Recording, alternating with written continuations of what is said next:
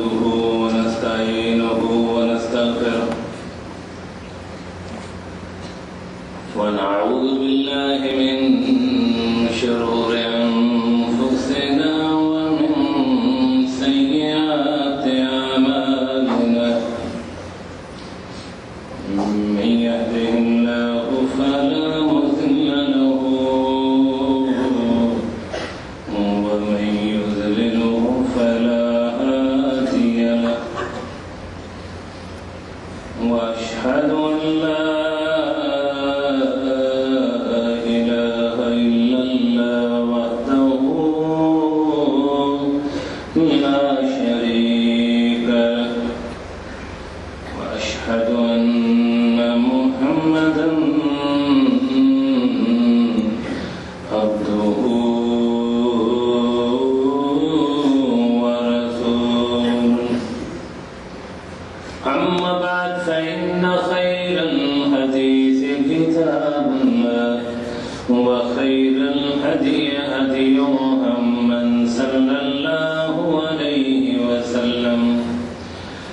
وشر الأمور محدثاتها وكل محدثة بدعة وكل بدعة ضلالة وكل ضلالة في النار.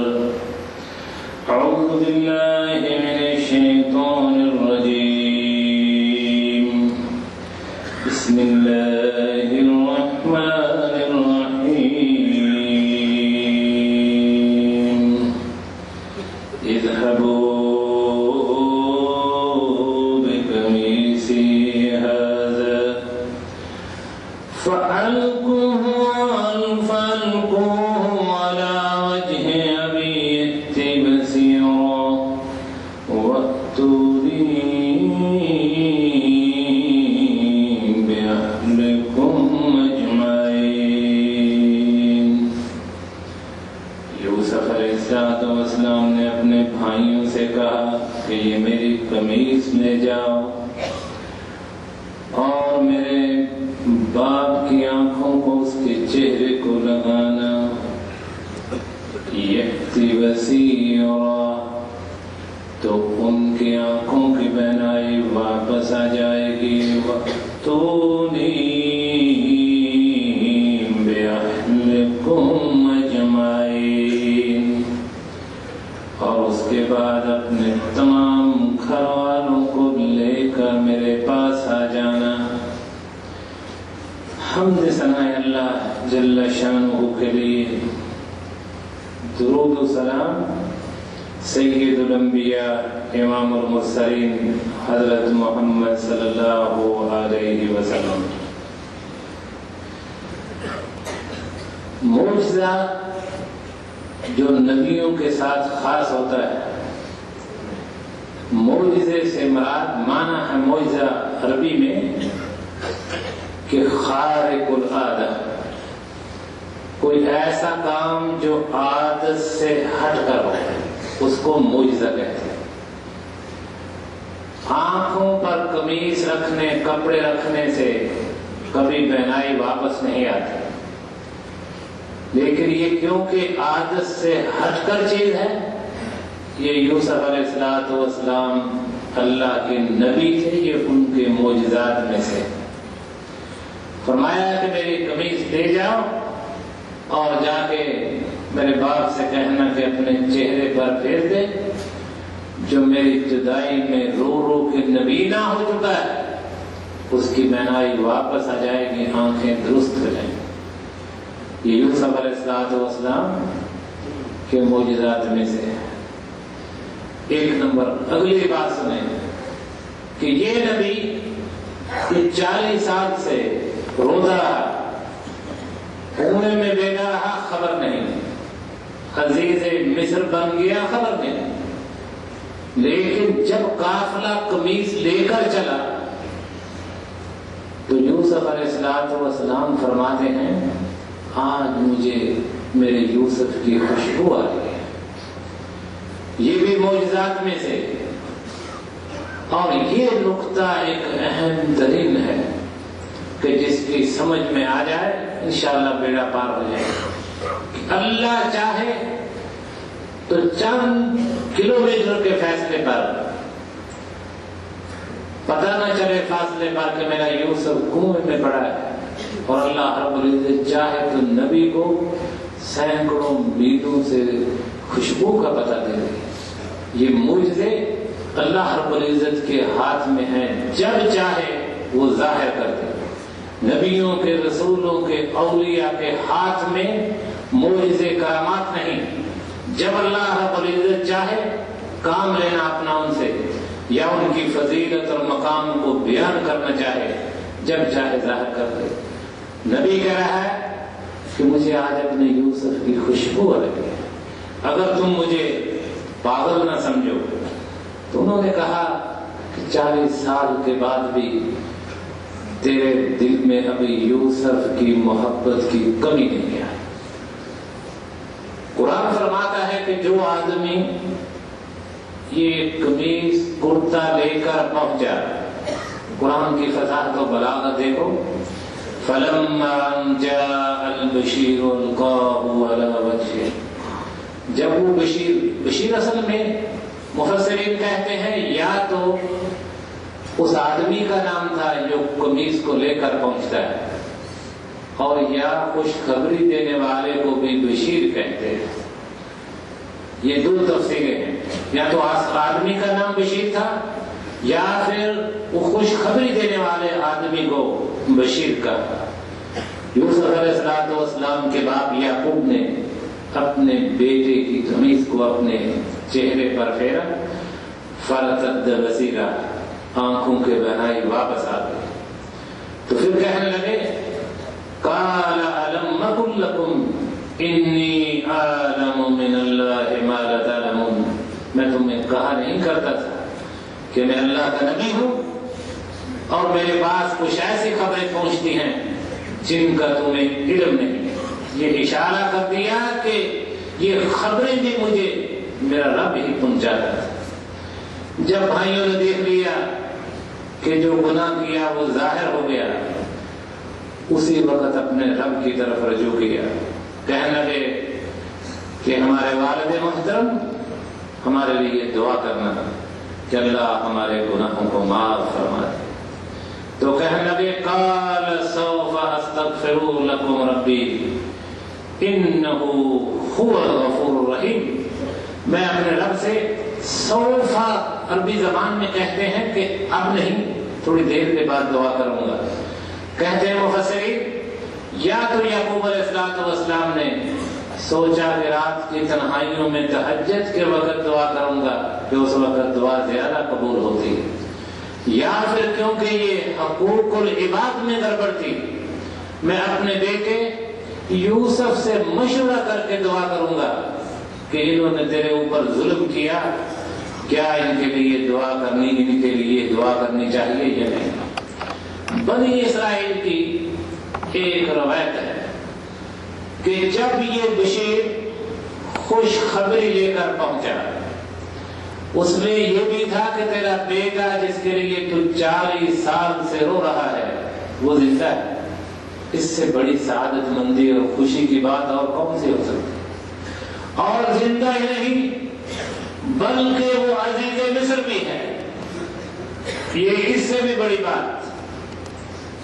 یعقوب علیہ السلام جو نبی تھے کہنے لگے کہ خوشخبری دینے والے مجھے یہ بتاؤ کہ میرا بیٹا کس دین پر زندہ ہے۔ تو بشیر نے کہا کہ تیرا بیٹا دین اسلام پر ہے۔ کہنے لگے کہ آج مجھے 40 سال کے اس عرصے کے بعد اس بات کا علم ہو جاتا کہ میرا بیٹا دین اسلام کے علاوہ کسی اور دین کو اختیار کر چکا ہے تو پہلے تو روتا رہا، آج میں غم سے مر جاتا۔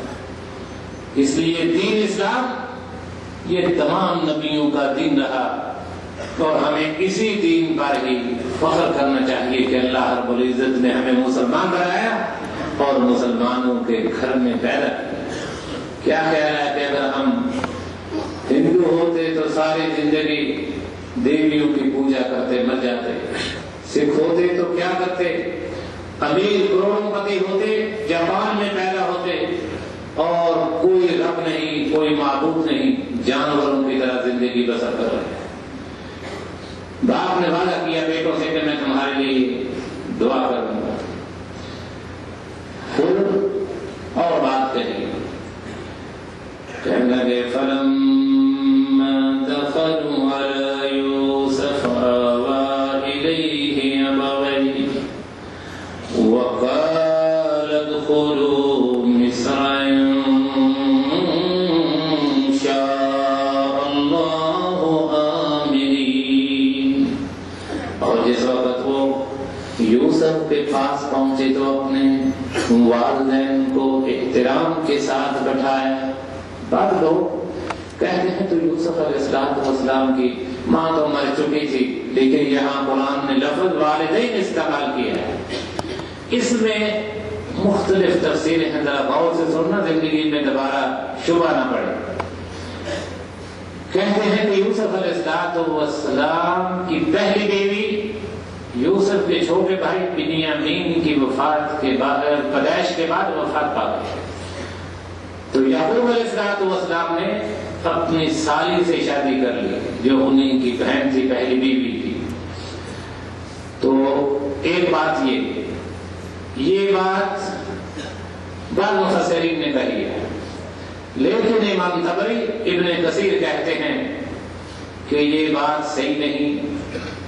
حضرت یعقوب علیہ السلام کے پاس ایک ہی ٹائم میں 2 بہنیں تھیں، اور شریعت یعقوب میں 2 بہنوں کے ساتھ شادی ہو سکتی تھی، جو کہ شریعت اسلامیہ میں حرام کر دی گئی کہ ایک آدمی ایک ہی وقت میں اپنے نکاح میں 2 بہنیں اپنی بیوی کی خالہ اپنی بیوی کی پھوپھی سے شادی نہیں کر سکتا، یہ ہے حرام موقتاً۔